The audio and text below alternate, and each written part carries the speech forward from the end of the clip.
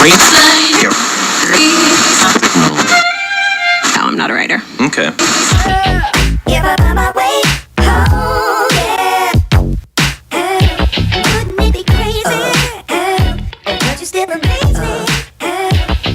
Hello and welcome to The Recovery on a Monday morning, back at a normal time slot. I'm Michael DePetta, and alongside me as always, Angus Craig. Angus, how are we? I'm good. How are you? Not too bad, Gus, not too bad. Nice to see you've worn an appropriate shirt this week. Thank you. Without further ado, Angus, let's get away into the major news headlines. Hurricane Irma has ripped through southwest Florida, hitting the mainland with devastating winds in what Donald Trump has labelled a major disaster. At least 3 people have died as a result of the deadly hurricane, and the cities of Fort Myers and Tampa are now braced to feel the effects. Strong aftershocks have brought the nationwide death toll to 90 in Mexico, with officials saying that nearly 800 aftershocks have been recorded since Thursday. A third of all homes in the city of Yucatan have been labelled uninhabitable, and government troops are distributing boxes of food and supplies to the shaken survivors. A Victorian man is drowned while attempting to rescue a child caught in a rip in Wollongong. The 32-year-old Samaritan swam out to help the 12-year-old, but was tragically found face down in the water a short while later. A surfer on scene was able to help the child to shore. And in sport, Rafael Nadal has won his 3rd US Open title and his 16th overall Grand Slam, defeating South African Kevin Anderson in straight sets 6-3, 6-3, 6-4.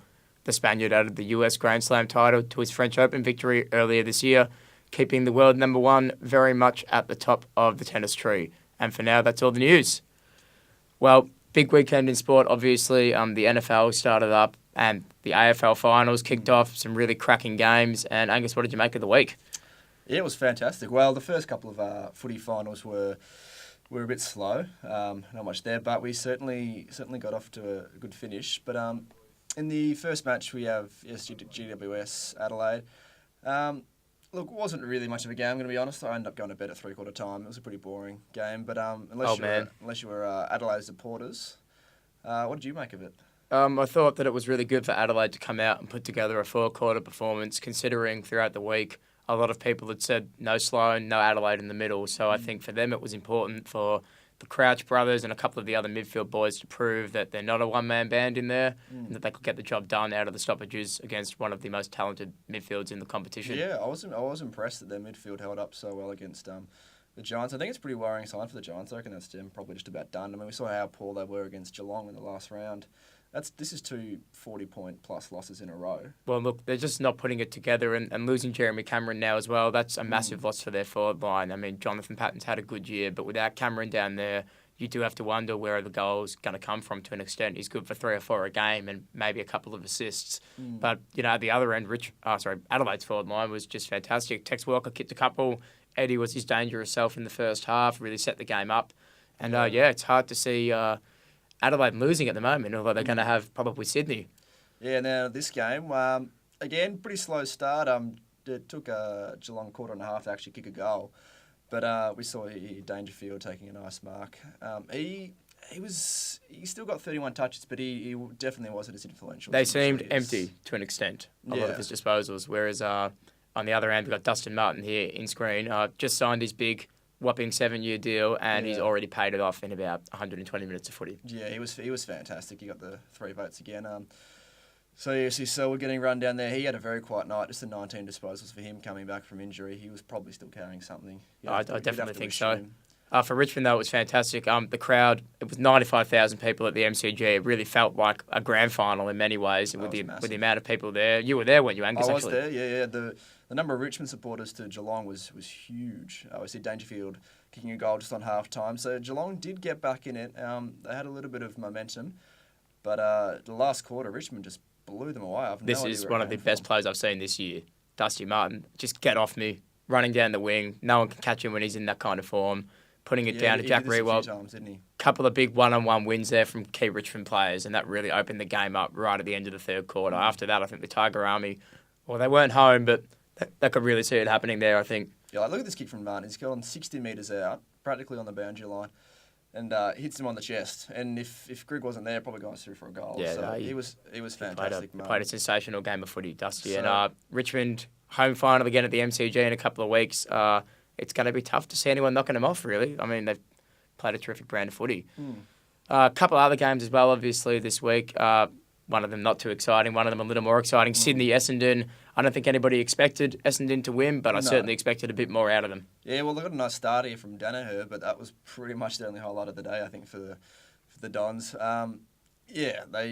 The game was over before it started, really. Bit of an injury scare. Buddy Franklin in the first quarter copped a pretty strong corky. A lot of the Swab fans had their hearts in mouths at that point, but it proved to matter very little. Yeah, he came back and he kicked the first 3 of the second quarter? Kicked 3 in 3 minutes and kicked 4 for the quarter. Yeah, and pretty much put Essendon to bed himself there. There's not too many highlights for Essendon supporters, but Sydney will be very happy. They're still probably one of, if not the most informed team in the competition now. So they'll take on Geelong this Friday night at the G. Expecting another big crowd for that one. The Cats fans have a chance to actually fill the MCG out a little bit more this time with the Tiger Army not there. But yeah. You'd hope they get a few more numbers there. They were pretty disappointing. But can't see them losing this Friday. No, I think the Adelaide-Sydney preliminary final is very much on, and then you've got the best two teams in the competition going head to head in what many people probably would have wanted for the grand final. Yeah. But I mean, it's a bit of a treat when you get a couple of great teams like that playing in a prelim. And then one of them gets a chance to... Yeah, sometimes they say that the prelims are actually better than the grand final. A lot of the time they are, aren't they, really? You can often get the two best sides. But for Essendon, it's a good learning experience for them at least. They got to play finals footy this year, but I think they'd be a little bit disappointed they let it slip the way they did. Yeah, and this game, probably one of the best games we'll ever see. I think it's the best game I've ever seen. Yeah, it was terrific. I just, when the extra time came on, I just didn't actually know what was going to happen. I had no idea what to expect. And I'll admit, I'd knocked off work. I had a beer in hand. We still had a few customers around the pub, and they weren't too impressed with what was coming out of our mouths. We were losing our minds. It was just an incredible game of footy. I thought the Port were going to run away with it when Ollie Wines kicked that really big goal that I thought was a sealer. But West Coast, to their credit, they just rallied, and they refused to say die. Yeah, they were just throwing everything at them. West Coast, they had nothing to lose. At the end there, Port had a couple of critical skill errors, if I'm honest. They turned it over twice at the end there. And I hate to say Charlie Dixon was a villain, but in the end he kind of was. Yeah. West Coast here, they took the game on. Shannon Hearn, such a reliable player. That's a great kick through the middle. Jeddah had buckets of energy throughout the fourth quarter and added time. And he was a real difference maker. Port, they had chances to kill this contest. Very nervous-looking boys here. A lot of little dinky handballs. Yep. And again, no one wanted to give away a free kick either. So they're all and unfortunately, as we know, that's exactly what happened in the dying stages. But Dom Sheed here could have centred it pretty comfortably to a bloke about 2 metres out. But a bit of a nervy play. It ended up mattering very little. But this game, I think, controversial finish you could possibly ask for. Well, if you look at it here, Australia's been pretty divided here. Luke Shuey, certainly high tackle on it.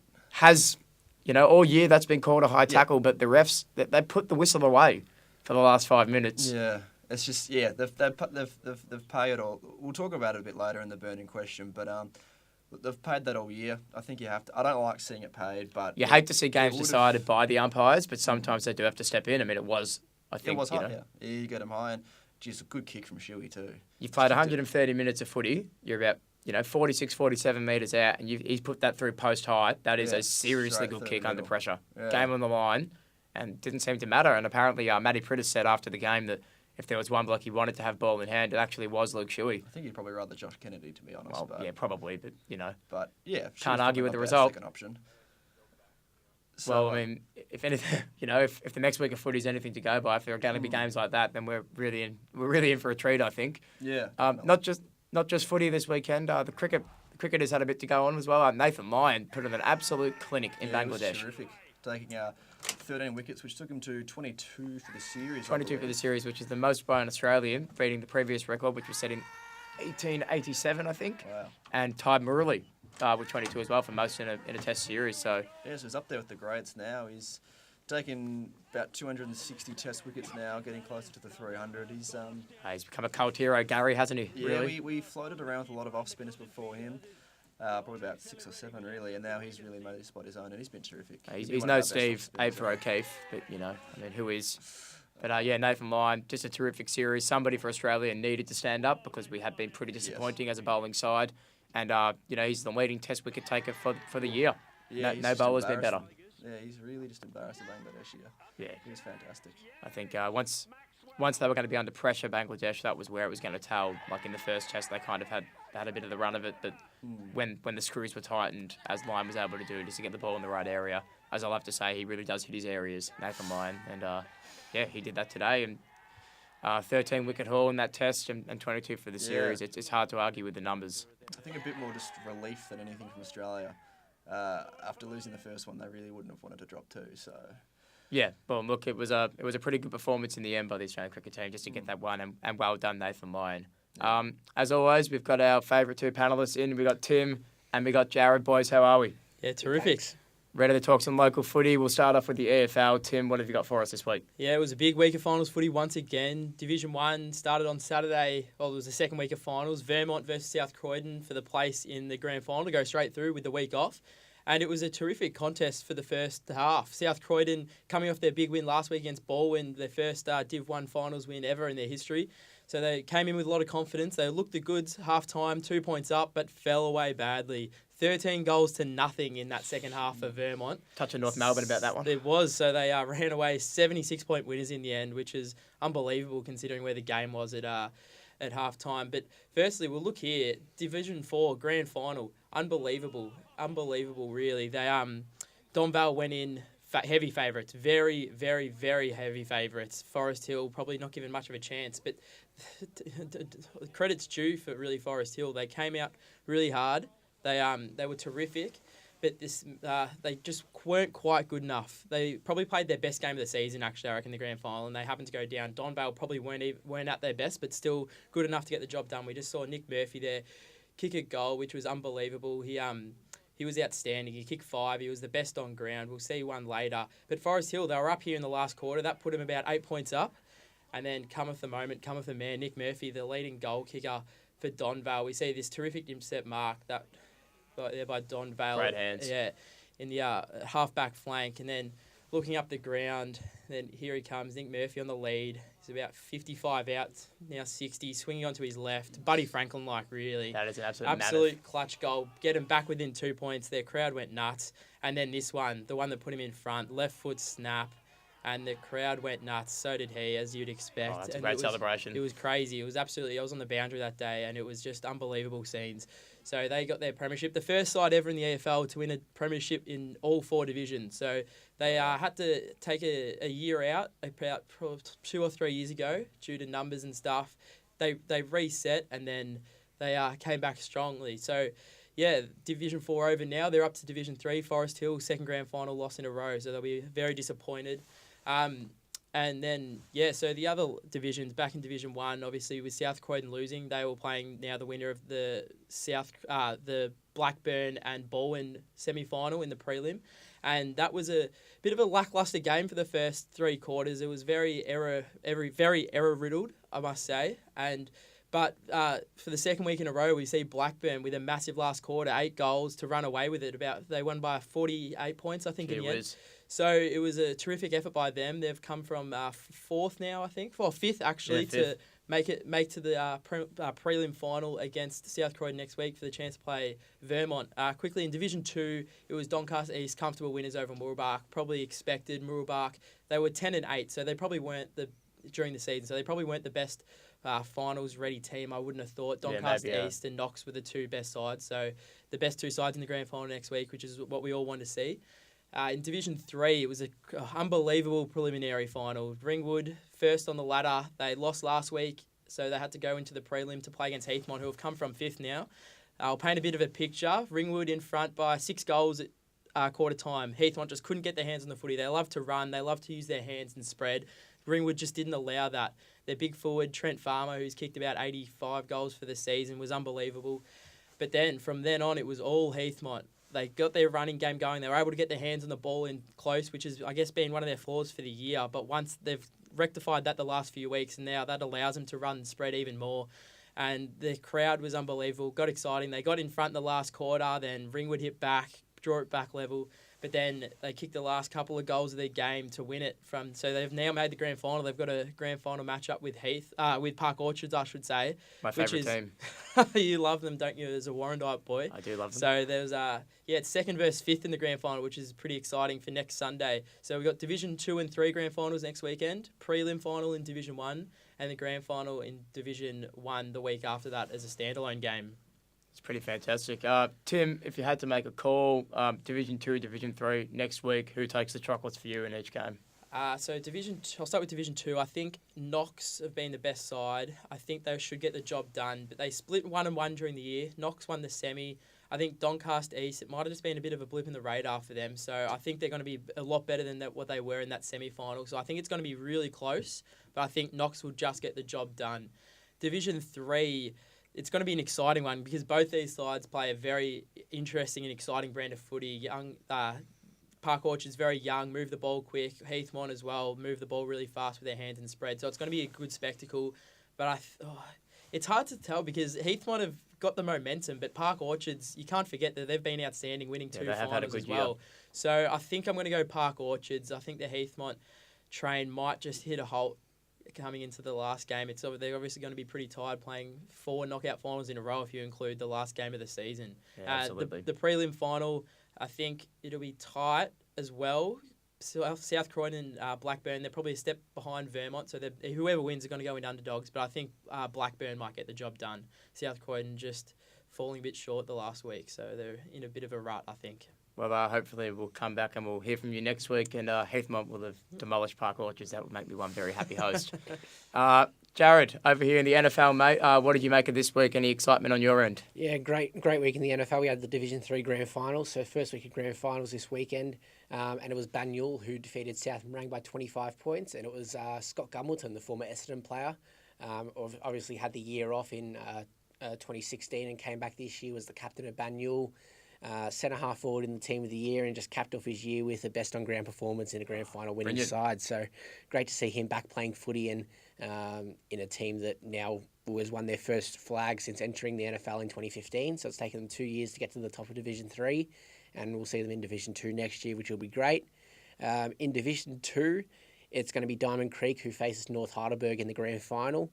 They defeated Lower Plenty by just 9 points. It was a really interesting game. We didn't really know which way this game would go, and it's going to be interesting to see how Diamond Creek match up against North Heidelberg. We obviously saw they suffered 2 70-plus point losses in 2 weeks about a month ago, so it's going to be interesting to see how they match up with North Heidelberg next week.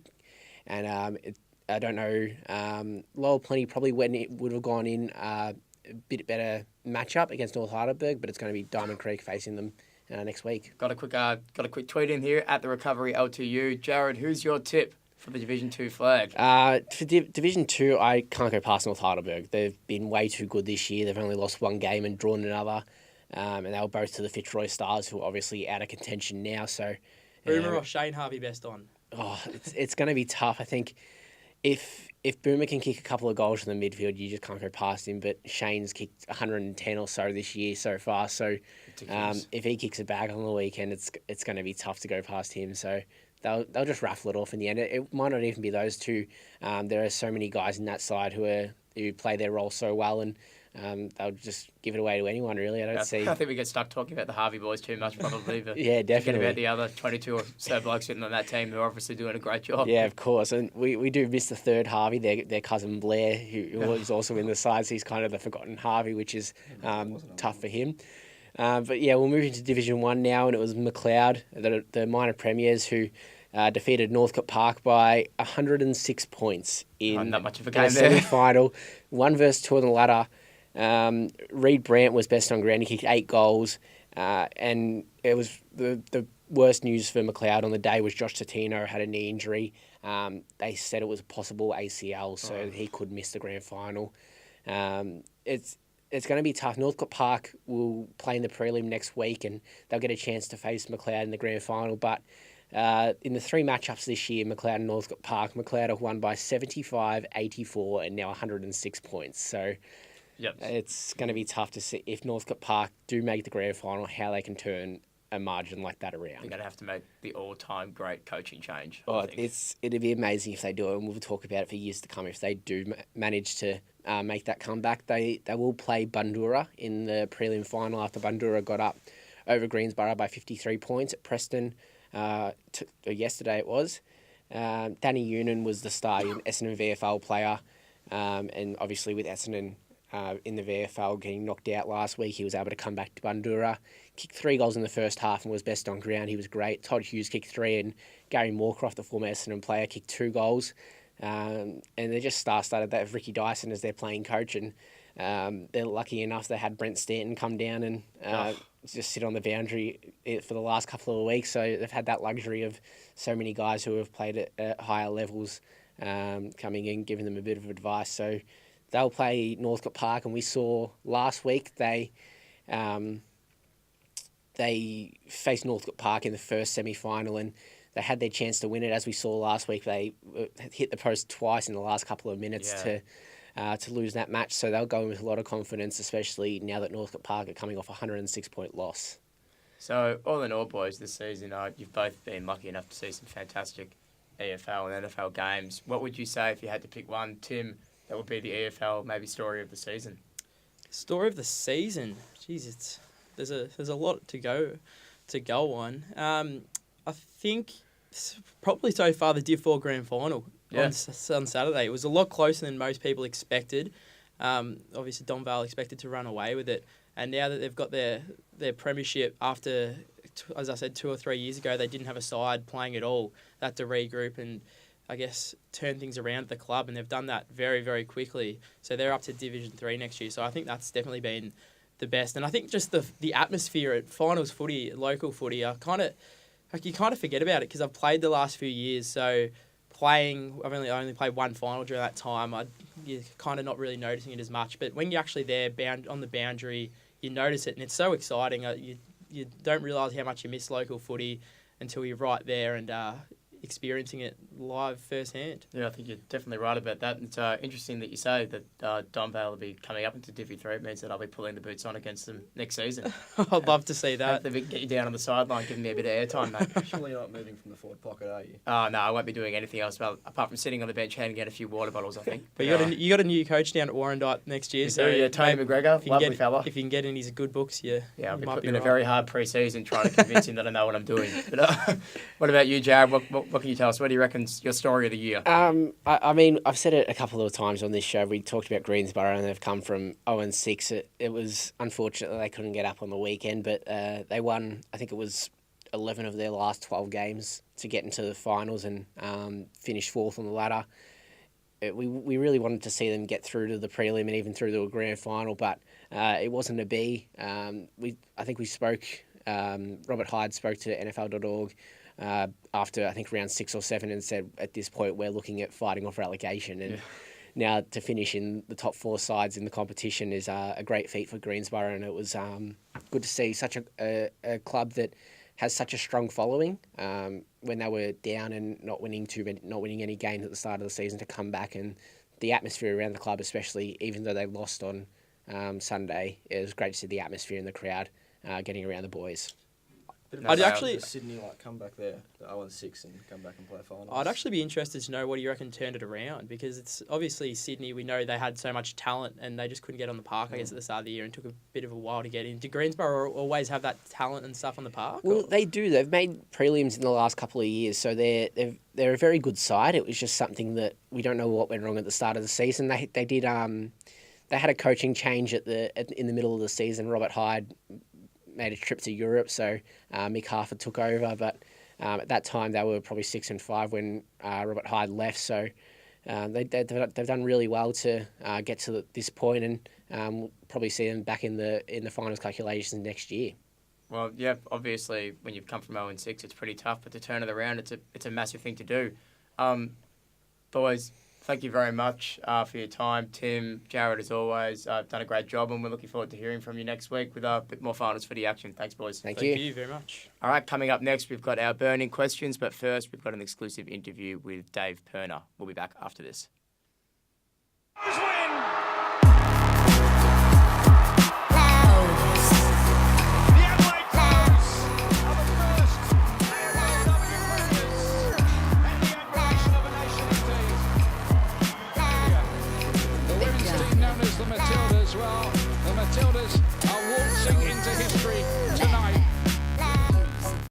I'm David Perna and I'm 44 years old. What happened was I went to play footy. I was warming up was all warmed up. I wasn't feeling sick or anything at all. I was feeling quite fine. When they bounced the ball, apparently after about a minute or so, I collapsed and had a heart attack. My heart had stopped, and I wasn't breathing, and umpire was the first to see me.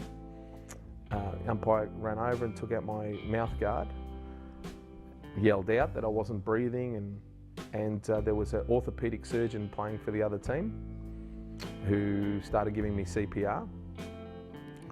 And one of the players from my team ran to the club rooms to get a defib machine. 3 minutes of CPR until he came back with a defib machine. And they attached the defib machine, and the defib machine went off twice and got my heart running again. And the ambulance came 7 or 8 minutes later after that. But once the ambulance came, my heart had returned to a normal rate, and I was breathing on my own and was still unconscious. But yeah, the defib machine, coupled with, of course, the CPR, saved me. These guys are vets, overage players, and I kind of go down there every once in a while for a bit of a run, and just because I try to keep fit and I enjoy team sports. So I kind of go down there, train for a bit, play a few games whenever I can, because I've got a busy life with a couple of kids. And I played with these guys. I keep going back to these guys at Churnside Park, because no matter how few training sessions or games or what have you, they're always really welcoming. They're always a really great bunch of guys. And I'd done my hamstring earlier in the year, so I wasn't going to play anymore. I thought, I've torn a hammy, I've made an idiot of myself, that'll do for this year. But the guys were calling me, and I got back to training, whatever, and I thought, oh yeah, we'll have another. There's such a great bunch of guys, and it's that camaraderie that and that team spirit that draws you in, you know, that even at an age where, you know, not playing AFL or anything like that, it's what you do it for the social aspect, as well as, you know, having to run around and playing footy. So I decided, you know, it's only a couple of games left, but I thought, my hammy's feeling all right. I just really want to go out and play with these guys. And that was that Sunday, otherwise I would not have been there. You know, the particular heart attack that I had can only be helped with a defib machine. So the defib machine was there. Like I said, the orthopaedic surgeon was playing for the opposition. Plus there's guys that are either current or former police fireys that play on my side as well, all helped out as well. So because I was not feeling unwell or anything like that, I was feeling fine, I just collapsed. It could have happened at any time to me, and it could have happened anywhere, and it just happened there, which seemed to be, short of a hospital, seemed to be the perfect place for it to happen. But as I said, if I didn't feel that want to play with these guys and get out and have a run with them specifically, I could have been at home, I could have been driving, I could have been at home with my kids, something like that. So it was the best place, like I said, except for a hospital, the best place to have had it. And it was that team spirit, that camaraderie that put me there. And ultimately, you know, saved me. They followed me to the hospital. They stayed with me until they knew I was out of danger. And then from the next day onwards, I had constant text messages, phone calls, visits from all these guys from the team. And a lot of these guys I didn't know very well at all. Some of them I know reasonably well. Some of them I'd only met a few times, because as I said, I would kind of train sometimes and play sometimes, you know, and other guys are like that. You know, in overage footy, it's like that. And we're talking emotional, deep conversations, not just, oh geez, I'm glad you're all right. Really looking out for my well-being, my mental well-being as well. You know, they are all obviously affected by what happened, by what they saw, and they were happy to share that as long as I wanted to share it, and they were happy to be there for me in a very real way, as opposed to, sure, you know, it's easy to say, oh, you're all right, I'm glad you're all right, and that's it. And there's been constant follow-ups by different guys, visits, but as I said, it's not just that. It's the depth in which they go, and that feeling that I had that I wanted to play with these guys because they're a good bunch of guys. Well, they've proved it probably 100 times more than what I actually thought at the beginning as to what a great bunch of guys that they are. I can hear it in their voices and I see it in their faces, how deeply it affected some of them.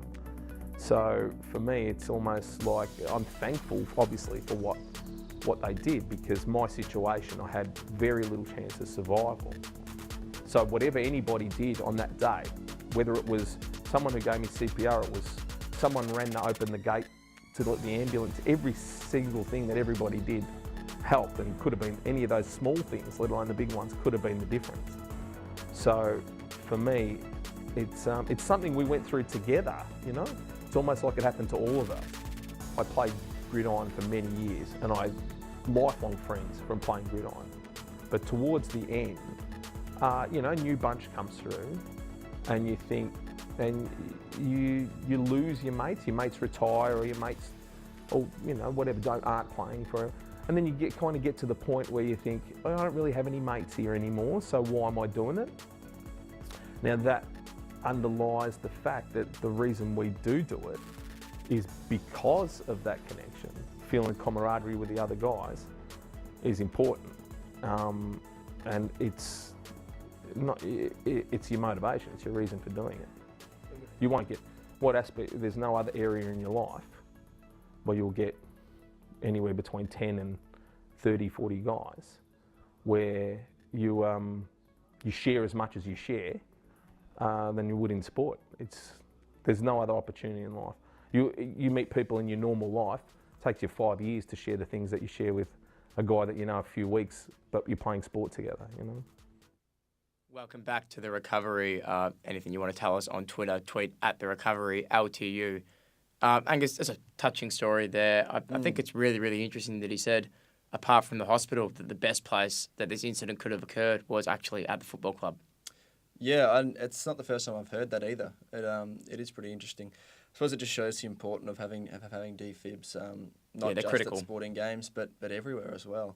And it reminded me a little bit, obviously not the same thing, but I was watching a local match my brother was playing, and a guy was falconed. He got kicked, the ball went into his head, and he just collapsed, and then he actually passed. His heart stopped beating, and they put a little tent around him and defibbed him, and they brought him back to life. Yeah, that's just a couple of weeks ago, and they called the game off. But so it's certainly doing good that having them there. I think along with the technology, as David was saying, it was the support of the people around the footy club. And when you're 46 years old and you have a heart attack on the field, I mean, a lot of people might think that it's going to be pretty hard to come back from that. But I mean, the support from his players, the fans, the coaches, along with everything just around the club, it obviously made it a lot easier for him. And I think playing footy yourself, that the atmosphere around footy clubs, I mean, it really is a big family. Yeah, it's just like another family, basically, yeah. I mean, it's what you do as an outlet to get away, from things. So, it's a really important place. I think it does show as well. Obviously, we know that footy, at times, it can be a dangerous sport. Things can happen on the field, but it is reassuring a lot of the time. I think I heard somewhere that defibs have about an 80% chance of bringing someone back to life. And so it is, obviously, you never want those incidents occurring. It's horrible to see that happen on the field, but at the same time, it's nice to know that there are systems in place that really can make a big difference. Yeah. Which shows it's good if people can go out there and get their CPR and learn how to do the defibs, because they're quite simple as long as when you know how to do them. So obviously getting the training in place to make sure everyone knows what they're doing is very important as well. So thank you very much for David for giving us his time to talk about that. We're just going to give a quick wrap up of the sports news headlines for the week. Angus, do you want to just run us through what happened in the footy on the weekend quickly? In the football, so it's going to be a Sydney-Geelong final this week on Friday night after Sydney defeated Essendon very comfortably and Geelong went down to the hands of Richmond. And in the other game, it's going to be Giants versus West Coast, as West Coast won in a thriller over Port Adelaide, and the Giants falling short of Adelaide. And just in the tennis quickly as well, this morning, Rafa Nadal wrapped up his third US Open title, his 16th overall in his illustrious career. He defeated South African Kevin Anderson 6-3, 6-3, 6-4. Rafa's second major Grand Slam title for the year. He's still world number one, and he's still doing great things. So Rafa Nadal, pretty hard to top him. He's one of the best tennis players in the world, and he just keeps on doing it. Yeah, I'm surprised he's back up at number 1, to be honest. I suppose having a lot of injuries from the other top players probably helped a little bit. But yeah, because he plays a very physical game, Rafa. I suppose it's the best of Fed, because Federer, he can play forever.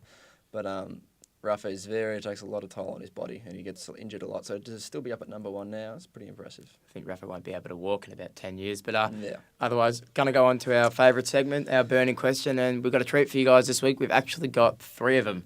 And we're going to kick it off with something that a lot of people have been talking about this week. We got Dustin Martin versus Paddy Dangerfield. You can only pick one. Who do you want, Angus? I want Dustin Martin in my team.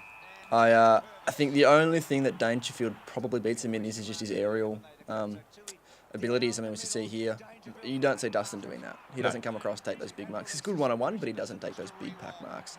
Apart from that, I think Dustin's... I think his shoe's better. Danger does tend to butcher the pill. I think it's something that Dustin's really worked on the last year or two. I think before that he did used to butcher it a bit, but he's got a lot better at it now. He hits targets all the time, basically. Dangerfield, I think it was 6 more goals in the regular season than Dustin Martin. I'm giving them a split for that, really. I mean, 6 goals, a couple more, but it's not a massive difference. But the main difference, as you said, I think it's kicking efficiency and the ability that Dusty has to be damaging with the ball. 30 metres away, with Dustin Martin's got the ball in hand, it's hitting you on the chest. Yeah. With Paddy Dangerfield, he overkicks a few, he sprays him a little bit wide. I think Dustin's look at the footage here. I mean, just look at this. He just spears straight in, great vision, and he does that every single time. Yeah. That's just what Dustin Martin does. And I think as well, obviously Dangerfield's ability to run through the centre, it's top 5 in the AFL, and the only bloke who's probably better than him is Dustin Martin. I think Dustin's ability to break tackles as well is second to none. We watch it here. This is one of the most electrifying players I've seen this year. It's a 50-50 ball, just go away. Yeah, he got caught a lot on Friday night. He got tackled a lot, Dangerfield. Goes to ground very easily too, which he's very quick at getting back up, but he struggled a bit. I think the thing with Dustin as well, when he gets the ball, everyone is just drawn straight to him. Yep. And so his handballs are just as effective as anything else that he does, because everyone goes to him, so he releases to a player in space. He's always in attack mode, Dusty as well, and I think he gets 6 score assists. That's just immediate influence on the game. You can't quantify anything better than that. That's 6 score assists, direct score assists off his boot. So 6 goals straight to Dusty's look at this, another fend off, no one can take it. And then off the left shoe as well. It's just what he does. It's what Dustin Martin does, and he's been doing it all season long. A lot of people said, how can you spend $1.3 million on a player when he's going to be 34? But I think he's paid the money off. He's paid the money off in about 120 minutes this weekend. He put Richmond through to their first prelim in 16 years, and look, he's just worth every cent. I think Dusty Martin, he just does his job brilliantly, and as good as Danger is, I'm taking Dustin Martin. We're going to have a quick Twitter poll as well for you guys. I think we're whacking that one up. Who's had the better year? We want to hear your thoughts about it at the Recovery LTU. Again, a very controversial debate, but I think, it's just got to be Dustin Martin. It surprises me how quickly he's become such an elite player in the AFL. I mean, he was always good, but really the last year or two, he's just blown away. He's toying with people at the moment. Yeah, he's terrific. Anyway, on to the next question. Yeah, going to move on to something else now, and obviously one of the major talking points of the weekend, it was Luke Shuey's free kick at the end of the West Coast Port Adelaide game. The umps have put the whistle away for the last 5 to 10 minutes, but they did make that call with 15 seconds to go. A lot of people have said that it's a ridiculous call to make in that scenario of the game. But what do you think of it, Angus? Was it a fair free kick? If you're going off consistency from the year, yes, that is a free kick. They've paid that all year. You don't like to see it paid, but I think the fact that it was in the last 30 seconds really shouldn't have that much of an impact. I feel like if you're going to pay it for the whole match, even if it's 50... I mean, if they paid that earlier in the match, no one would have batted an eyelid. They would have gone, it's probably there. But because it was in front of goal and 30 seconds to go, there was an outrage about it. But I think if he didn't pay it, there would have been bigger consequences. I'm in the other camp on this one.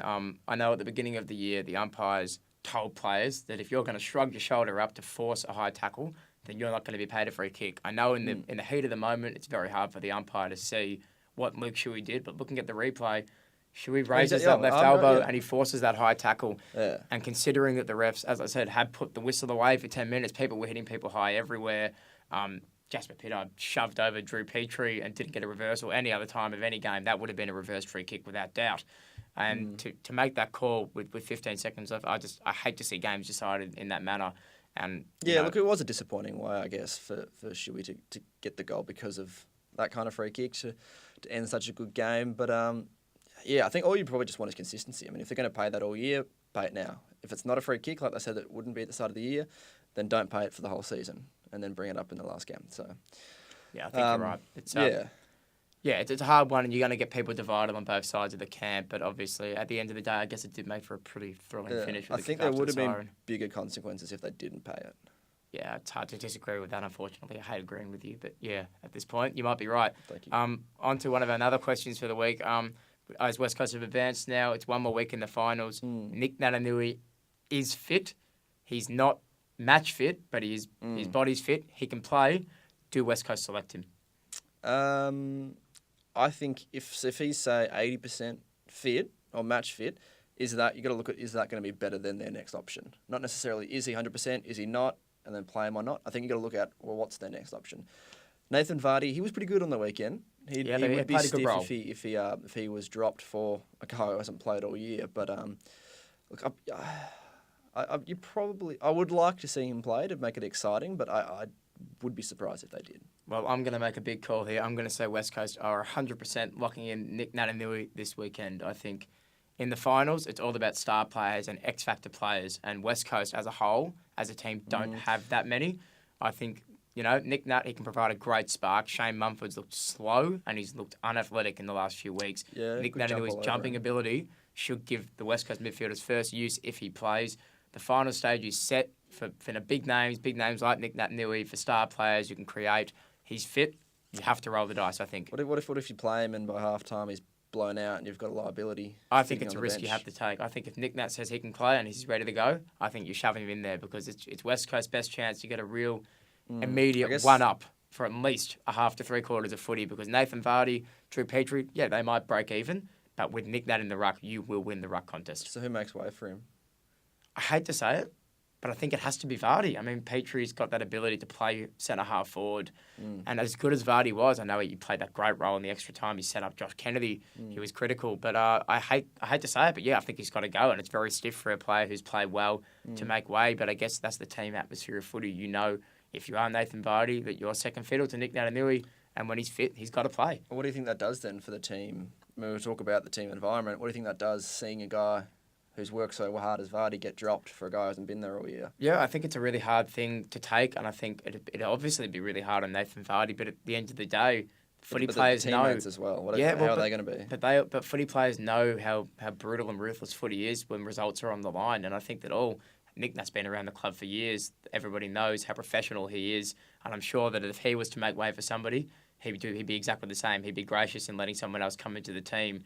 Who was having a professional celebration, wasn't he? Well, he certainly wasn't. But we'll leave that aside. I loved what Nick Nat was doing, getting a few of the boys around. I mean, why not? Got to celebrate while you can. The game, but I think at the end of the day, footy players they've been around the league long enough to know how these things work, and I think that it's just. Sometimes you've just got to let people make way if they think that the team's going to perform better with them in the side. Well, yeah, just have to wait and see. Yeah, it's going to be interesting for sure. I mean, hopefully I don't look like a goose on next Monday morning when Nick Nat's been sitting on the bench. I think you look like a goose anyway. Well, yeah, so do you. Anyway, we're going to move on and just have a quick segment on the NFL. We're going to get Marshall in to have a chat, and we'll be back right after this.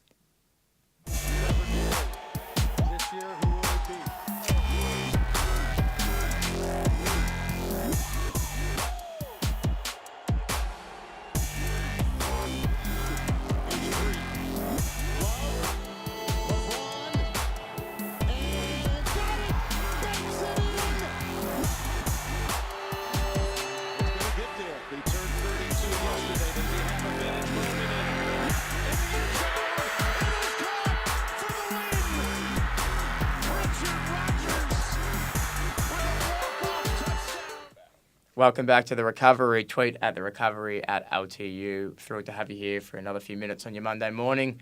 We've got Marshall in the studio to chat about the NFL. Guys. How you doing, Marsh? I'm doing all right. It's been an eventful day. NFL started today, proper. Big Sunday, and it's the first Sunday of the season, so I can't wait. First Monday. Terrific to have it back, isn't it? Obviously, we had our Thursday night football game, Chiefs and Patriots. Marsh, how'd you find that one? It was eventful. The upset, the Chiefs put the upset, high-scoring game. It was fantastic to watch. I missed it when it was on live, but I caught it on the replay, so it was good to watch. Alex Smith had the best game of his career. He was brilliant. Brilliant. He's a veteran quarterback. You know, the rap on him is that he can't throw it deep. He's a game manager. He's effective, but you're not going to win big matches. And he's sort of just shown that up, sort of thrown it back in their faces in that game on the weekend with 368 yards and 4 touchdowns. He blew it out of the water. Yeah, we saw Kareem Hunt fumble on the first play. How did he recover from that? He had a marvellous game. It was his first ever NFL game. He's on debut. He's a third-round rookie, so you don't expect huge things from a third-round rookie. But he had, I wrote down here, he had 246 total yards receiving and and rushing the ball. Pretty sure that's a record for a debut player. That's a record. Absolutely, it's a record for a debut player. He also had 3 touchdowns, and he was a real influential part of the game. He was a bull in there. Even on his first carry when he fumbled, he pushed it 8 or 9 yards. Yes. He looked dangerous every time he touched it. He looked dangerous too, and of course Tyreek Hill for the Chiefs, their wide receiver. He's a blitzer. He takes the top of the defense really easy, and he had 133 yards himself catching the ball. So it was a ridiculous day for the Chiefs. What about the Pats? I mean, a lot of people were saying at the beginning of the year, and people do this every year, 16-0, all that nonsense. What do they do next week? Is it just back to business, or are there things that they've got to change? I think right now it's week 1, back to business. It's back to business for them. It's 1 loss isn't the end of the season, obviously, and it's going to be hard to replace Edelman. We talked about it last week. It's a lot of production to get replaced this year, but with their wideouts and their running backs, I think they'll be fine. You see Brady bounce back next week. He had a poor game. He completed less than 50% of his passes. He threw a good 260 yards, but it was none sort of that affected the game. I think you'll see once he becomes a little bit more comfortable, even with Brandon Cooks, things like that. When Brady gets that level of comfort with his receivers, I think it'll start to change around a little bit. What about the games this morning, Marsh? Do you want to run us through a few of the results? I'll run you through most of the results. I know you're a Baltimore fan and you haven't seen the game yet. You can't mention that one. But we'll run through it. Buffalo beat New York 21-12. Atlanta beat Chicago 23-17. Baltimore, we'll find out later. Pittsburgh beat Cleveland in DeShone Kaiser's debut for the Browns. He was solid. He wasn't overly fantastic, but he was solid for the Browns. Arizona lost to Detroit. Matthew Stafford had a day out, 4 touchdowns. Bit of a shock there. Jacksonville beat Houston 29-7. Oakland beat Tennessee. Philly beat Washington. Carolina beat my team, the San Francisco Niners, quite easily, 23-3. The LA Rams, Jared Goff had a really good day, 300 yards and a touchdown, 46-9 over the Colts. I can't believe that. Yeah, they were without Andrew Luck, so it was a bit hard for them. But it was a trounce. They got absolutely trounced today. So. That's an absolutely massive win for the Rams. A lot of people had the Rams in the lower echelon. Yeah, well, they've got a lot of talent. It's all about Jared Goff and how he would improve and how he steps up this year. And if use today as an example, it's like he's going to step up okay and at least be effective in the role. Whether he's going to be a franchise quarterback, that's too early to call, but he was effective today. And in the last result that I have here, Green Bay went over the Seahawks 17-9.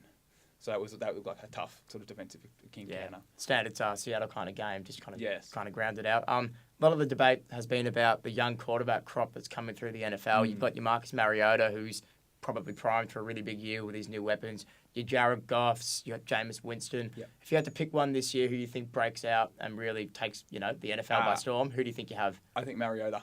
He's an all-round on the field, and I hear he's an all-round off the field as well, that he's a leader. Everyone likes him.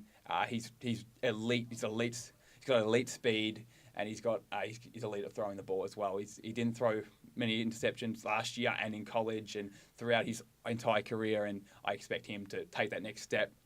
I expect those other guys to take the next step as well, but I expect Mariota to really hit into the upper echelon. Yeah, I'm with you. Year. When he uses his legs as well, it's just so exciting. Just quickly, our last kind of thing. I know our Monday night football game for the week, we've got the Vikings and we've got the Saints. What's changed at the Saints? No Cooks. There's no Willie Snead for the first 3 weeks. Marsh, Adrian Peterson against his old side as well. That's a big talking point. Who wins that one for you? I'll take the Vikings. I just think they're more solid. Saints are notorious for having a horrible pass defense. Yeah. And if Sam Bradford, the Vikings quarterback, turns up and has any sort of a day, I think they'll comfortably beat the Saints and AP win his first game back against the Vikings. So is your tip for the overall winner changed? No, I still think that it will be a Pats Cowboys Super Bowl. After this week's performance, I'll take the Cowboys over the Patriots, but I'll stick to that. So the Cowboys for the Super Bowl for me. Okay. Thank you very much for your time, Marsh. We look forward to worries. having you on next week, and I'm looking forward to watching Baltimore hopefully record a victory later on this afternoon. Good luck. We're going to head to one of our favourite segments, Mick and Angus's unique sport of the week. We had a use of the rackets this week, played a bit of squash. We did. Let you judge how that all went. So we're at the Tonic Gym and Squash Centre down in Mornington for Mick and Gus's unique sport of the week, round 3. Kind of have a whack on the old court over here and see if I can't teach Angus a thing or two.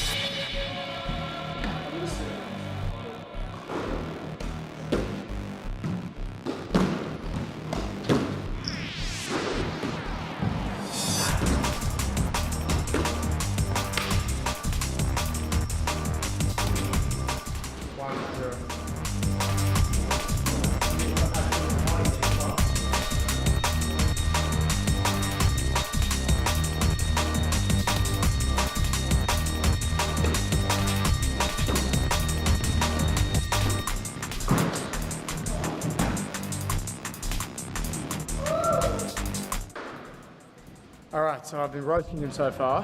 Not really. Bloke's hardly hit a ball in, so I'm that confident that I'm going to keep beating him, that I'm going to hold this in my left hand and play. There we go.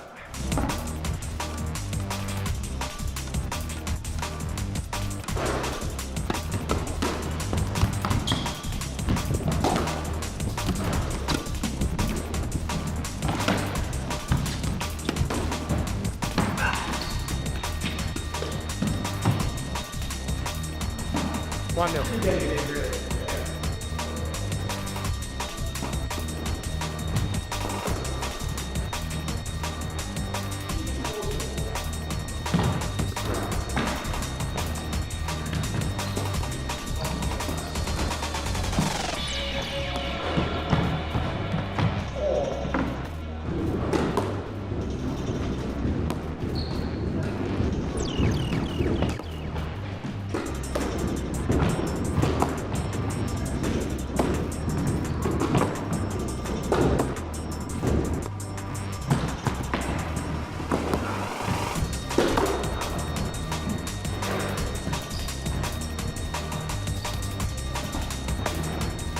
So we've just finished our game of squash.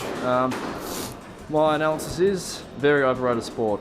I think it's rubbish, and it's just a poor man's version of tennis, to be honest. It's just a couple of walls, ball and a bat. Mick, very chuffed with himself, was the winner. As you can see, he takes it very seriously, but overall rating for a sport, I wasn't very impressed.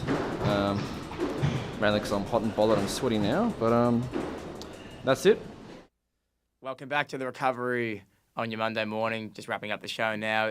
Any thoughts on that game there of squash? Tweet at the recovery LTU.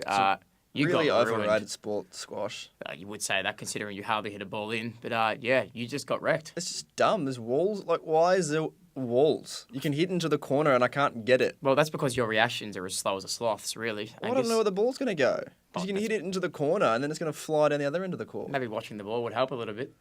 Loving the unique sports segments. What can we expect next week, boys, at the recovery LTU? Hashtag the recovery. Well, since Angus was so disappointed in my choice of sports this week, I'll let him have the floor here. You can decide what we're doing next week. All right, well, I think we've got a few options that we've kept in our back pocket. We've got lawn bowls is still going to be an option. Yeah, another one that I'll wipe the floor with you with. No, I'm actually pretty good at lawn bowls. Do you call me the Barefoot Bowl King down in St Kilda? I don't think anyone calls you that. Maybe I've that's just got. me. I think something aquatic could be good. I think Aquatic. What did you have in mind there? Maybe a bit of water polo, one-on-one. Love to Well, I wrestle can't you in the swim, water. so that probably wasn't actually a very good idea. Actually, what we could do the big inflatable soccer thingy. You know where you got the big puffs, like the big balls that you're in, the bounce. You know what Yeah, I'm talking about? zorbing. Is that what it's called? I believe that's what you're talking about, Zorbing. yes. What does that mean? No, I don't know, Angus. You're the one who suggested it. Okay, well, Bubble soccer. soccer. We That's just thought right. of that at the same time. Yeah, bubble soccer. I think we could try that. Maybe down on the Ninch, see if there's a place down there. Or Actually might went to have the Ninch last time, mate, so it's your turn to hike up here. Yeah, you're right, it is. Yeah, so I'm sure no matter Sure what we'll find really some- happens, I'm some sure bubble that it'll be soccer. the similar result. I think I'm 2-0 so far in our sporting challenges, so it'd be nice to bring up the hat trick this week. Oh, yeah, you beat me in mini golf, didn't you? Rub it in your faces all on Monday morning. Yeah. Well, yeah, okay, fair enough. Well, we could do like a boxing match and then I'll just wail on you. You think that? Anyway, we'll move on now and just have a little bit of a look forward to next week. Obviously, we've got some exciting footy games coming up. We've got a cracker at the G in store, Sydney versus Geelong, and we've got the anticipated matchup between West Coast and GWS. So Sydney Geelong, this might be Geelong's first home final, if you put it that way. Yeah. A lot of people said they made a blue last week. They left out Daniel Menzel, who's kicked 38 goals this season. He's been a big part of their forward line. He's mobile. He's strong. Do they bring him in this week? Look, I think you'd probably have to. I mean, they said that they left him out last week because of the conditions, because it was wet. But his history is last time he played in the wet, he kicked 4 goals and won them the game. Yeah, I don't think it was a very good coaching move. I think everybody knows how much of a game changer Menzel can be, and Richmond's backline is pretty tall. It's pretty strong. So It's a very somebody good like backline, Menzel, who's got a bit of pace and can jump and can leap at the ball, Yeah. would have been effective, I think. And I think Yeah, it would have made just those defenders like the Ashbury and Grimes a bit more accountable, and even Rance as well, because you know how much they love to run off and be really, really aggressive. I think he's got to come in on Friday night. And they scored 40 points, didn't they, Geelong? Yeah, they've just Geelong weren't scored attacking. 40, I think, and Menzel's their second top goal scorer for the year. I think he has to come in. I think Sydney are going to do the business here, regardless of what Geelong do with their team sheet. I think Sydney have just peaked at the right time of the year. Yeah. But Well, they did last year as they towed them up in the first quarter last year. I think, but for Geelong to give themselves every chance, you've got to bring in your Menzels, you've got to bring in game breakers, really, who can change the game. And there's a lot of guys in the Geelong side I'd have out before Menzel. There's some players in there that don't really cut the muster when it comes to finals pressure. Onto the other side of things, GWS also left out a notable player in Steve Johnson, whose finals record it's as good as it gets, really. They brought him to GWS for finals football, for the experience, and they left him out of the team. Surely Leon Cameron brings in Stevie J this week. Is Devon Smith back? Regardless, I think Matt DeBoer's got to be out of the side. I think De Boer will go out, but I still think they'll play Devon Smith over Stevie J. It was interesting. I'm still not quite sure why they left. If Devon was out with an injury, I'm not sure why Stevie J went out as well. I would have thought it'd be one or the other. So it's just an interesting time for them to take a statement and say that Stevie J is not in our best side. I think they're kidding themselves, to be honest. I mean, the reason they brought Deledio and Steve Johnson over is because not Deledio as much. Probably taking his place. But they've been there before. Steve Johnson, we know that maybe he might not do anything for 3 quarters, but in the fourth quarter, he only needs 5 or 6 touches to kick a couple of clever goals, and he can really turn a game. And he's just got that. He's got that finals mojo. He knows how to perform on the big stage. Yeah, I'm not bothered by them leaving him out, to be honest. I'm not about bringing guys in that just to do a couple of good things. I think you don't want to be carrying a liability with you around the team. I think that they're already playing Harry Himmelberg and Matt DeBoer, who aren't going to do anything else for the other 4 quarters. I'm not sure why De Boer. So I think if you're going to play those blokes, you may as well play Steve Johnson. I just don't. Everyone knows what he's done at Geelong. And I think if Devon Smith's okay, he'll play ahead of Stevie J. If he's not, I think they'll probably bring him in. Just got one more tweet from Tim. Ooh. Stay away from aquatic sports. I don't think many people want to see you two with your shirts off at the Recovery LTU. I'm in peak physical condition. No, I think that's a very fair point. I mean, to be honest, nobody wants to see a couple of sloppy rigs running around. So I'm a bit pale, but no worries, Tim. Maybe we'll keep the shirts well and truly on if that's going to keep you happy and keep you watching. Want to see my luscious rug. nobody wants to see anything that's under that shirt. Nobody wants to see that shirt at all, to be honest. It's I a know we very say nice it every shirt. week, but it keeps on being the same. Okay. My fashion sense is impeccable. Okay, Tim, we'll keep that in mind. And next week, we're going to have a jam-packed show for you, as always. Looking at what's happened in the finals. We'll have March back on. We've got local footy finals. There's a lot to talk about, as always. It's just that time of year, September. We love it. And we love that you guys keep watching and keep asking us a few questions. So we want to hear from you next week. At the recovery, out to you. Keep the tweets coming in, even if it's roasting us. We don't mind. We can take it. Give some suggestions for our sport as well. Thank you very much for joining us this Monday morning. Michael, Angus, bye-bye for now. We'll see you guys next week. No, I'm not a writer. Okay.